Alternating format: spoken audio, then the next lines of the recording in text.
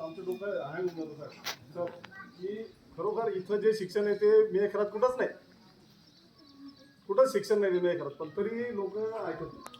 लोकांपेक्षा त्यांच्या बाता ऐकत नाही. लोकांपेक्षा म्हणजे खरी म्हणजे माणसाचा काय विषय नसतो, माणसाचं काय टेन्शन नाही राहत. ते बरोबर ते गिरे सर जे म्हणलं की बरोबर आहे. गरीब बाया म्हणजे खाल्ली भाकर अंगी लागू देत नाही का नाही, गाणं शाळून काढून नाही असं नाही इकडे टाकायचं, या बाईन टाकलं त्या माणसानं टाकलं त्याने टाकलं, तर ही अत्यंत चुकीची गोष्ट आहे. बघा आपली शाळा आणि आपले शिक्षक सर्वजण तुम्ही आम्हाला बघता, सगळेजण बघता, सगळेजण शिकवायला चांगलं आहे, कोणाचं काही अडचण नाही काय नाही, सगळेजण मान्यही करता तुम्ही. समजा विद्यार्थ्यांना विचारा तुम्ही, आम्ही आमच्या तोंडाला आमची स्तुती केली चांगलं नाही, तुम्ही प्रत्येक मुलाला घरी विचारत राहिलो सर शिकवतात का नाही शिकवतात, कसं शिकवतात आहे का नाही. नुसता भरपूर अभ्यास देणं म्हणजे शिक्षण नाही.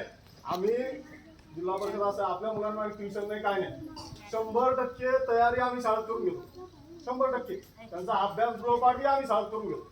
मग तुम्ही म्हणता असाल की बाबा सरला अभ्यासच दिला नाही, अहो तो अभ्यास आम्ही शाळेतच करून घेतो आहे का नाही. शिकवणं हे कमी असलं चालतं, पण त्या मुलांकडून करून घेणं हे जास्त वेळ असलं पाहिजे. मग आम्ही 2 तास जर शिकवत असू तर 4 तास आम्ही मुलांकडून तो अभ्यास करून घेतो. त्यांच्याकडून वाचन असो, लेखन असो, गणित असो, वेगवेगळ्या प्रकारचं काही ॲक्टिव्हिटीज असो त्या आम्ही करून घेतो. त्याला म्हणतात खरं शिक्षण. तिथं नुसतं काय होतं इंग्रजी शाळांमध्ये लेक्चर सारखं ते येतात सांगतात तुम्हाला, तो धडा शिकवतात, मुलांना समजला नाही समजला त्यांना काही कळत नाही, भरपूर अभ्यास देतात 10-20 पानं इतके थोपून येतात, घरी बिचारे बसले, त्याच्यासोबत पालक बी बसतात, आई बसती, बाप बी बसतो की नाही बाबा सर बोलतील, इथं काय टेन्शन नाही, जिल्हा परिषदचं सर आपलेच म्हणतात काय टेन्शन नाही आहे का नाही. तर ते असा एक फरक पडतो. पण नुसतं घोटून किंवा पोपटपंची करणं हे शिक्षण नसतं.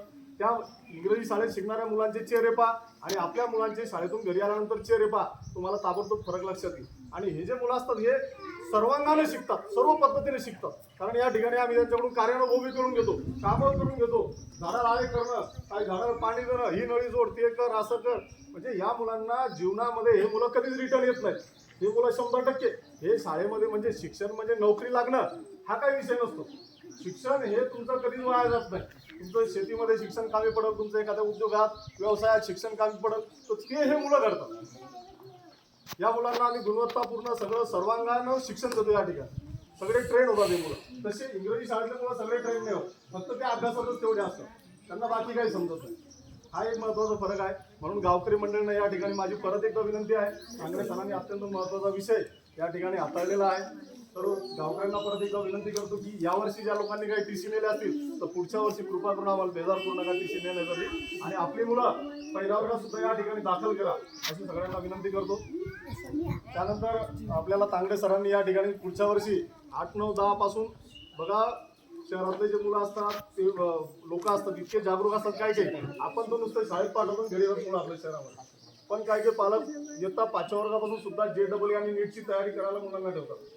तर आदरणीय तांगडे सरांनी या ठिकाणी आपल्याला सांगितलं की 8, 9, 10 पासून तुम्हाला जे काही JEE किंवा नीटच्या तयारीसाठी जे काही साहित्य लागणार आहे, जी काही टेस्ट वगैरे ते घेणार आहे, तर ते सगळं साहित्य आपल्याला गावची कृतज्ञता म्हणून हे या ठिकाणी सर्वांना उपलब्ध करून देणार आहे. तर मी शाळेच्या वतीनं त्यांचा आभार या ठिकाणी व्यक्त करतो.